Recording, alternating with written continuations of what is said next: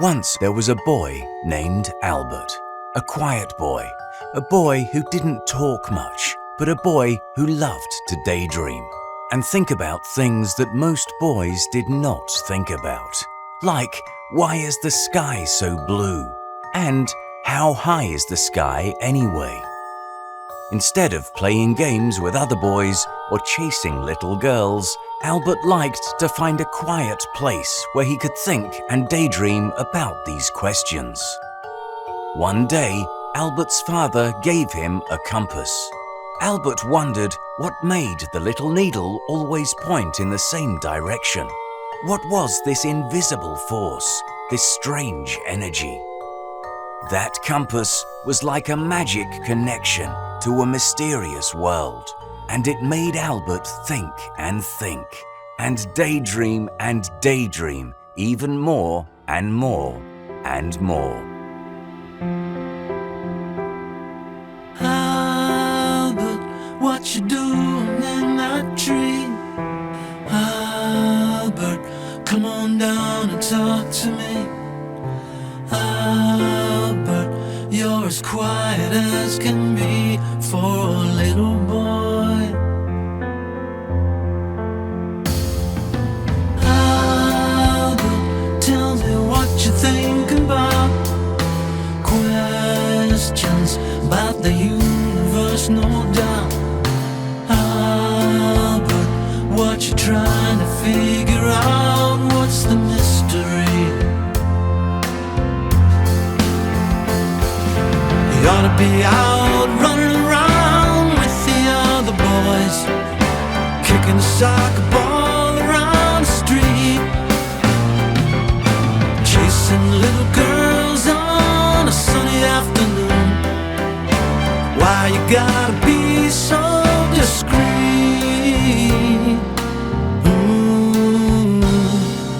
Daydream, dream the day away, lost in time. Ain't got much to say. Could you tell me what you're thinking about today? Oh, Albert. Albert. Albert.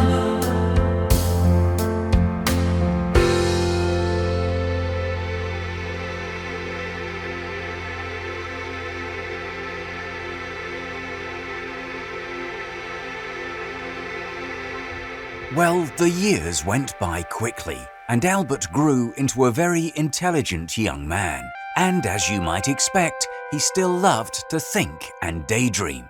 Only now, he was thinking and daydreaming about much more complicated things, like atoms and molecules and space and time, and especially light. Albert would imagine himself whizzing along at the speed of light, and he would think, what would the world look like at such a speed? Would space be any different? Would time be any different? What about the light coming off the hands of a clock? Would it be able to reach him if he were speeding along at the same speed as the light coming from the clock? Would that mean that time would stand still? And he thought, and he thought, and he thought.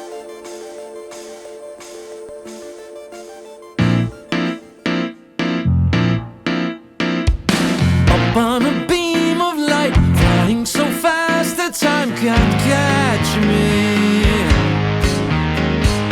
Faster than you can wink, faster than you can think. There's no time, no time, no time,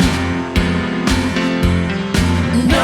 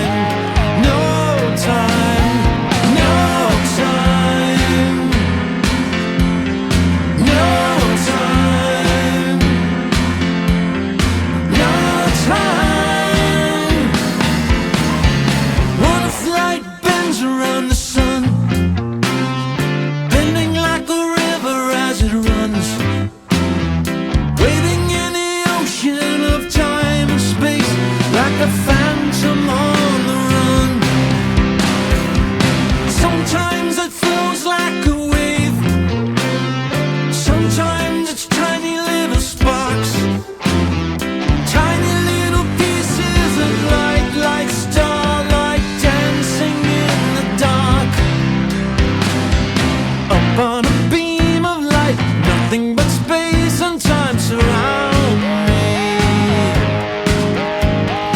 Faster than anything, all of the clocks are telling no time, no time, no time,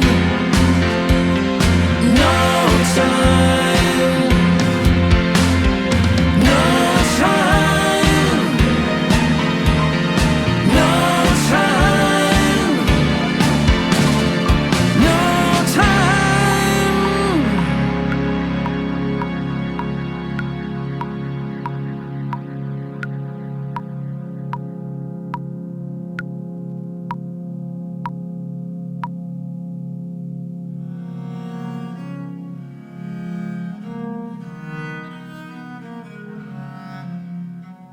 When Albert finished high school, he left home and went far away to college to become a scientist. But during the lectures from his professors, when Albert was supposed to be paying attention, you guessed it, he couldn't stop daydreaming. His professors would scold him, saying, "Albert, are you paying attention? Albert, are you listening?" But Albert wasn't listening. He was not only daydreaming about the speed of light and time and space, but now he was also daydreaming about a young woman in his class with dark brown hair and big brown eyes, Mileva. She was just as smart as Albert and liked to talk about the things that Albert daydreamed about. And when they got to know each other better, they talked and talked and talked late into the night about space and time and light and atoms and molecules. And before you know it, they fell deeply in love. Soon they gave each other pet names and they would write each other the most romantic letters. Albert called Mileva Dolly and Mileva called Albert Johnny. My dear Johnny, because I like you so much and because you're so far away that I can't give you a little kiss, I'm writing you this letter to ask if you like me as much as I like you. 1,000 kisses from your Dolly. Dolly, my wild street urchin, I haven't been able to kiss you for a whole month and only now do I see how madly in love with you I am. I'm so crazy with desire. My pillow catches fire. Albert had found someone he could share his thoughts with, someone who would daydream with him. Albert had found Mileva.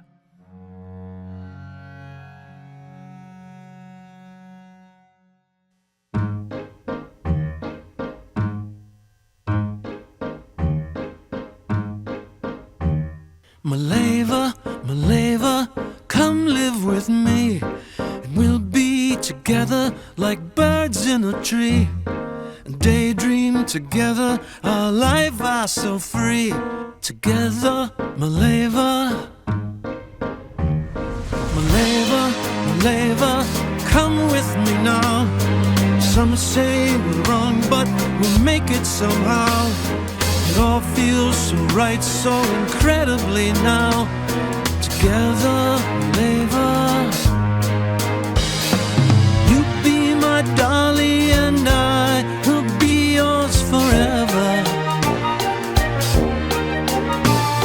And live this bohemian life so carefree and fine.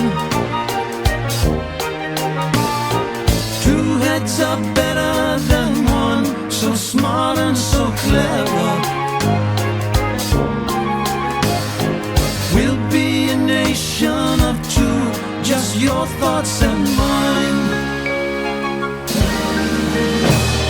Mileva, Mileva, come live with me. We'll change the world with our thoughts running free.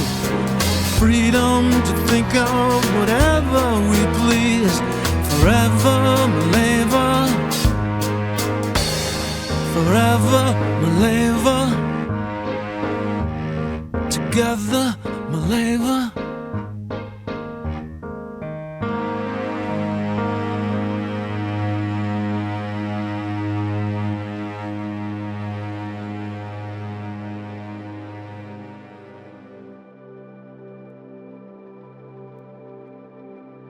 Well, Albert and Mileva were married and settled down in a little 2-room apartment that they could just barely afford. Albert couldn't get a job as a scientist or a professor just yet, so he settled for a job in an office, reviewing other people's inventions. And pretty soon, Albert and Mileva had a baby son, Hans. And Mileva took care of the baby and the house and did the cooking, but also helped Albert writing papers about light and speed and space and time, and especially helped him with the mathematics. And it was at this time that Albert developed his theory of relativity, a theory that challenged long-held beliefs and ideas about time and space. For example, Albert said that time was not running along smoothly the same for everyone, but was different depending on whether you were moving fast or standing still. This was a very special year for Albert, and with Mileva's help, he published very important papers. And people started to take notice. It was a very, very important year. It was a miracle year.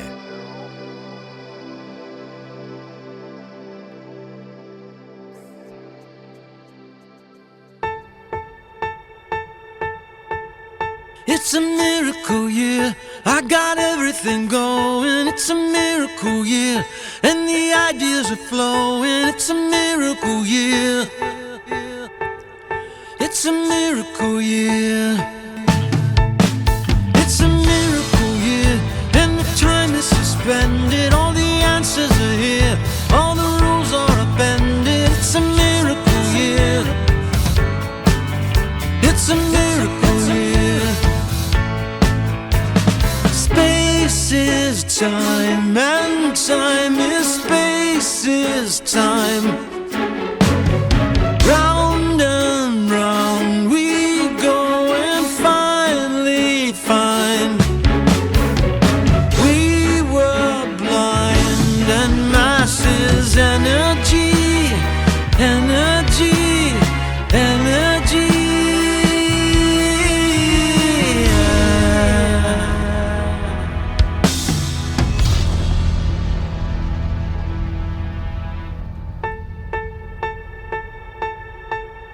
And the faster you go, and the slower the time, and the shrinking of space, and the rules all unwind. It's a miracle year. It's a miracle year. It's a miracle year, I got everything going. It's a miracle year, and the ideas are flowing. It's a miracle year. It's a miracle year.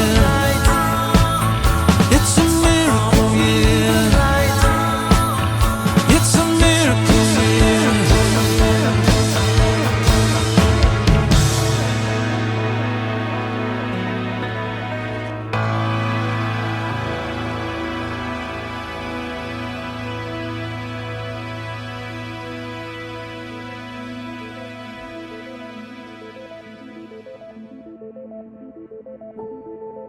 Now, when scientists and professors read Albert's papers, they were very impressed with his ideas. In fact, they were so impressed that he had offers from major colleges and universities to be a professor. This, of course, meant moving to a new city, teaching, writing, giving lectures about light and speed and his theory of relativity. Now he was able to spend as much time as he wanted to daydream about some things that perplexed him. For example, gravity. What is gravity? How can large bodies like the Sun attract smaller bodies like the planets? How does that work? The great Isaac Newton said it was a force acting at a distance, but Albert wasn't so sure. And how does gravity fit in with his theory of relativity? One day, while thinking and daydreaming about these questions, Albert had what he called the happiest thought of my life. He thought about a man falling from a very tall building, and how that man would not feel his weight at all when he was falling. And in the same way, what about a man inside an elevator that suddenly drops down at a rapid speed? Wouldn't that man feel as if he didn't weigh very much at all? In fact, he might feel completely weightless. And on the other hand, what if that falling elevator stopped and started to move upwards? That man would feel something pulling him down, like gravity. But it would be the motion of the elevator speeding upward, not gravity at all. So maybe, just maybe, gravity and motion could be the same thing. And with all these happy thoughts, Albert began to develop what he called the general theory of relativity.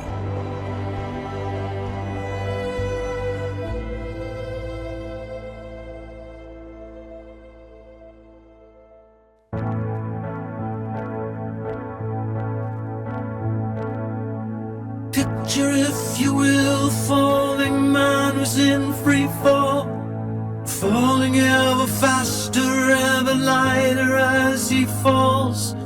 Picture, if you will, a weightless man, no weight at all, the falling man.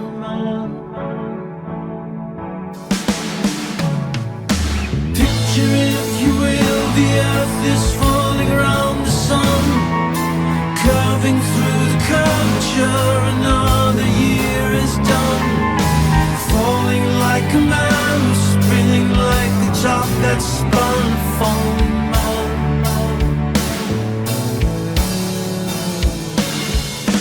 Picture now a falling man who's on the cross of time, falling, drifting far away, falling oh so blind. Gravity is gone, still he forges on. Lost in thought, he falls into a theory so sublime. Picture, if you can, a man who's hanging by a thread, lost in thought and lost in time and lost inside his head. Pictures in the mind like pictures with the words unsaid, a falling man. Falling.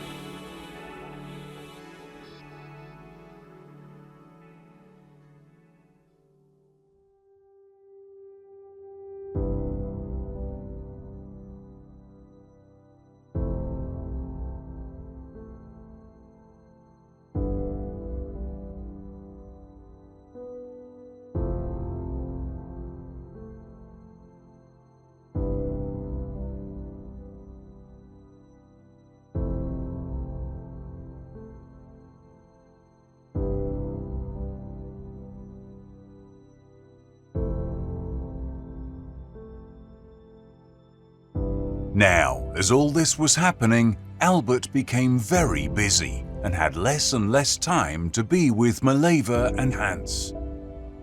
And pretty soon, there was another baby born, Edward.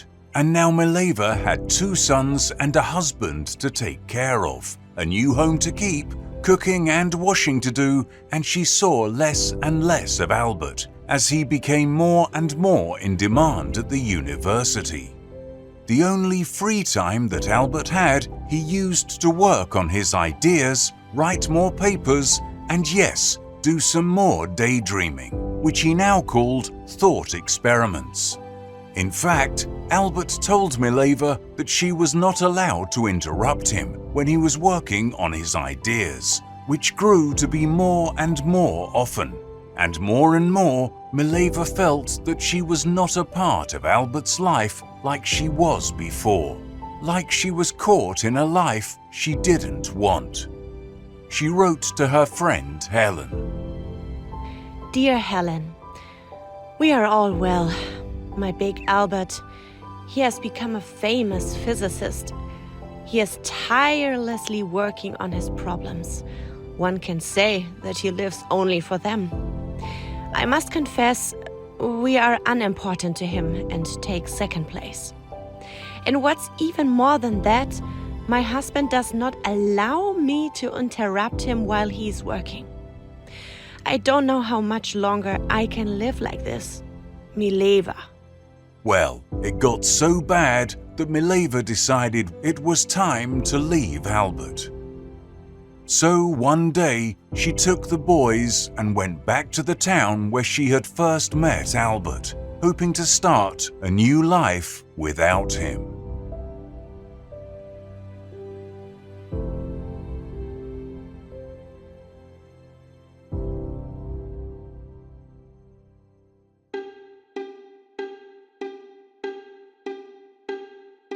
I can't live these empty days in this empty life. What we had is gone away. I will be all right.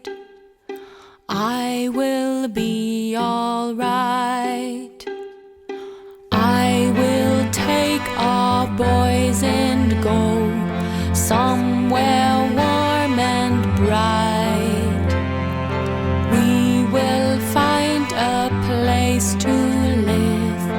I will be all right. I will be all right.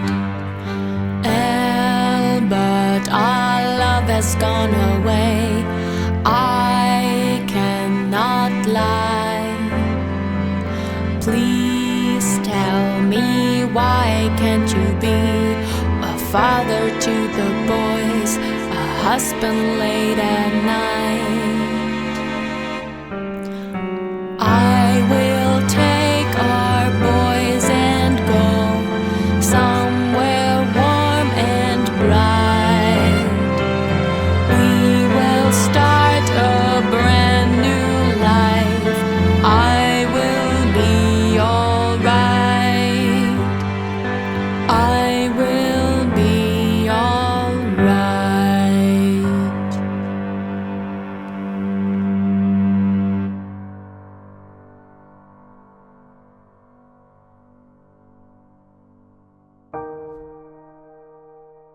But oh, my friends, even though he and Mileva were not close anymore, Albert was absolutely crushed to lose his sons in such a manner.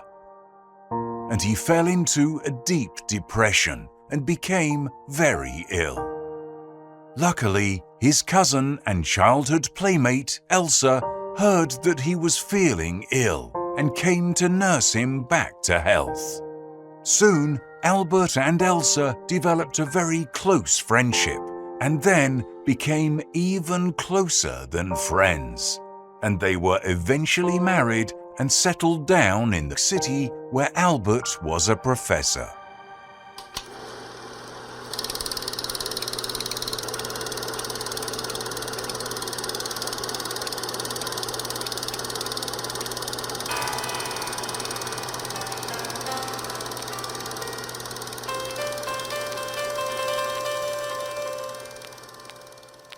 Lights my pipe and brings me tea, robe and slippers just for me.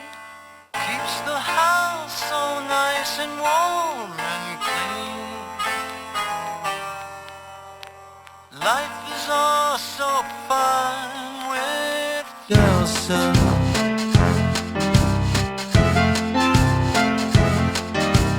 There is nothing she can't do.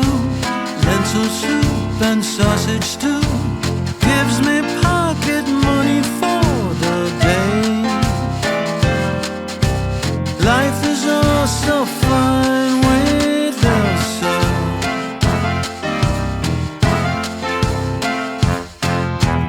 Cooks the meals and makes the bed so I can play inside my head. Pays the bills and bakes me pie. What a lucky guy. The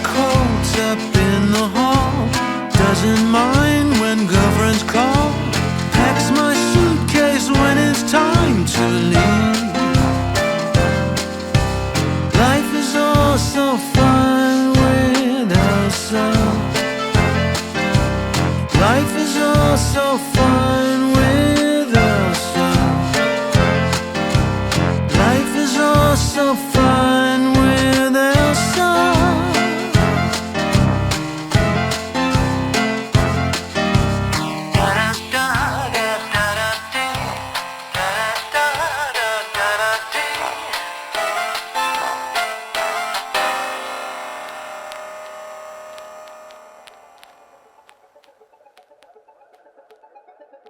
Their lives went on peacefully until something strange and threatening started to happen in the country.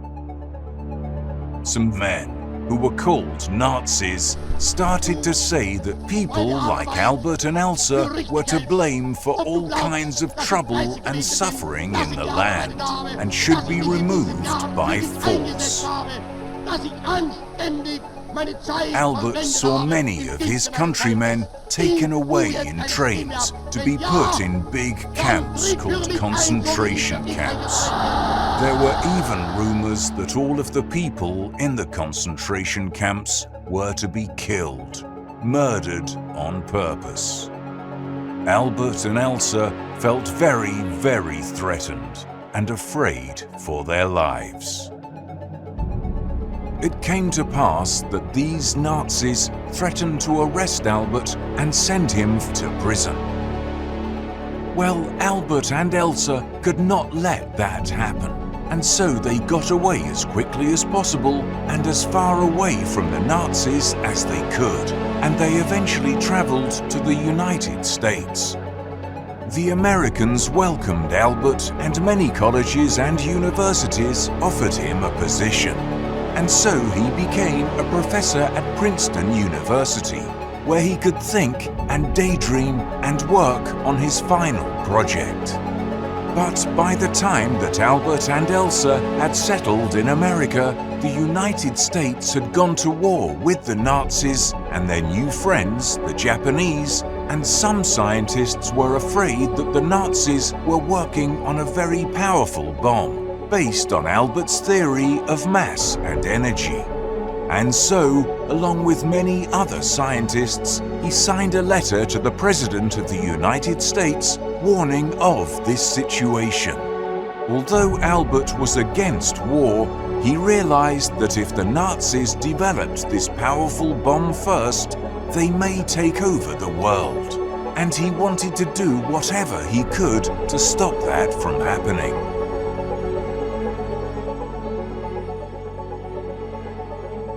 Dear Sir, in the last 4 months it has been made possible to set up a nuclear chain reaction by which vast amounts of power would be generated.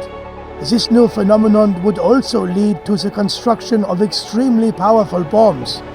I understand that Germany has actually stopped the sale of uranium from the mines which she has taken over. In view of this situation, you may think it desirable to have permanent contact between your administration and the physicists working on chain reactions, giving particular attention to securing a supply of uranium for the United States. Albert Einstein. Fortunately, the scientists and engineers in America were able to develop the powerful bomb before the Nazis could, and when they dropped the bomb on the Japanese,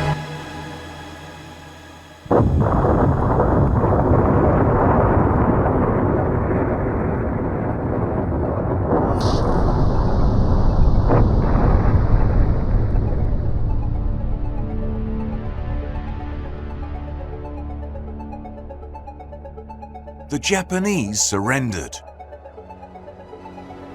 The war was over.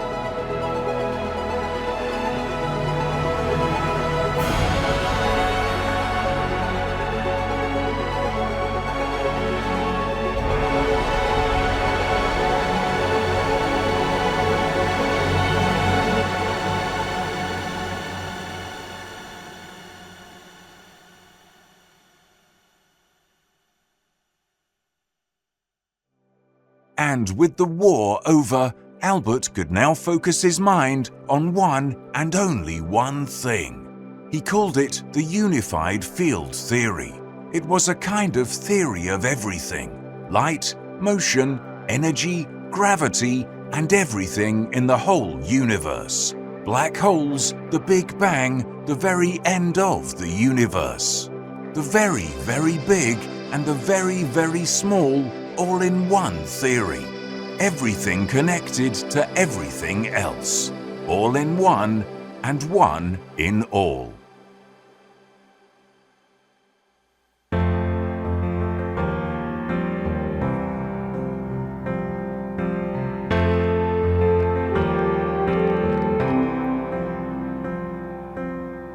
I had a dream that all is one, and the pieces of the picture fit just right. The earth and moon and stars and sun, and the galaxies so distant and so bright, hung like dusty halos in the night.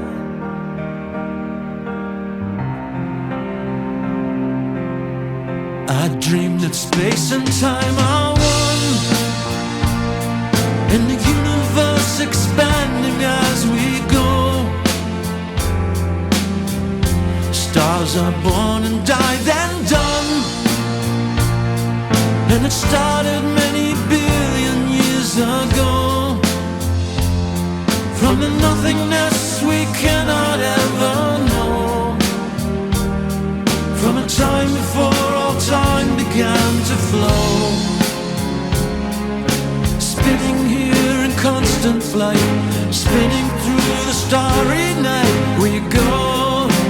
Oh, and all is one, and one is all, and all that is and will be too. And all is one, and one is all, and everything, and me and you.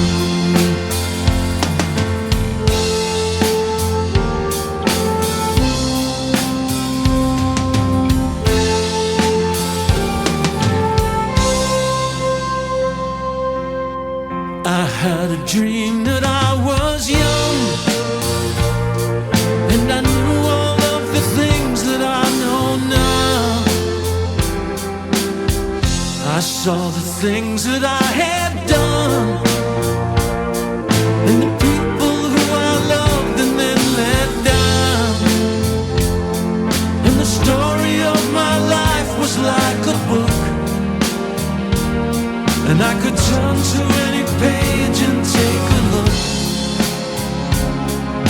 and see the kind of man they saw. Head so big and heart so small. See the rise and feel the fall. And all is one, and one is all, and all that is and will be too. And all is one, and one is all, and everything, and me and you. Here we ride upon this planet,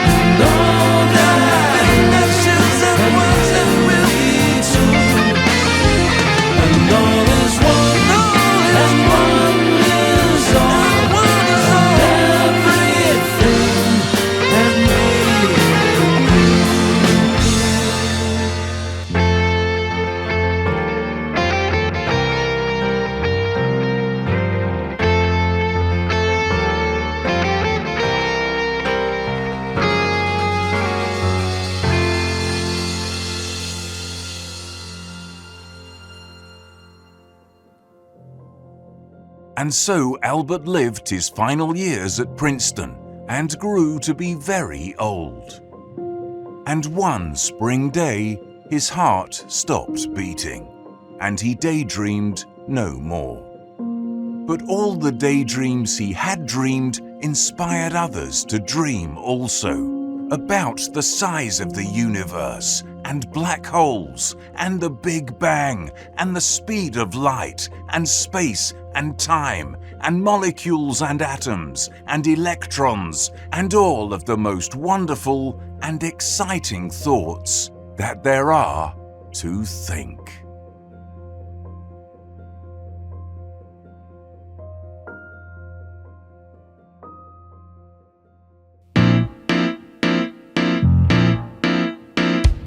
Up on a beam of light, flying so fast that time can't catch me. Faster than you can wink, faster than you can think. There's no time, no time, no time, no time. Albert, tell me what you think about questions about the universe, no doubt. Albert, what you trying to figure out? What's the mystery?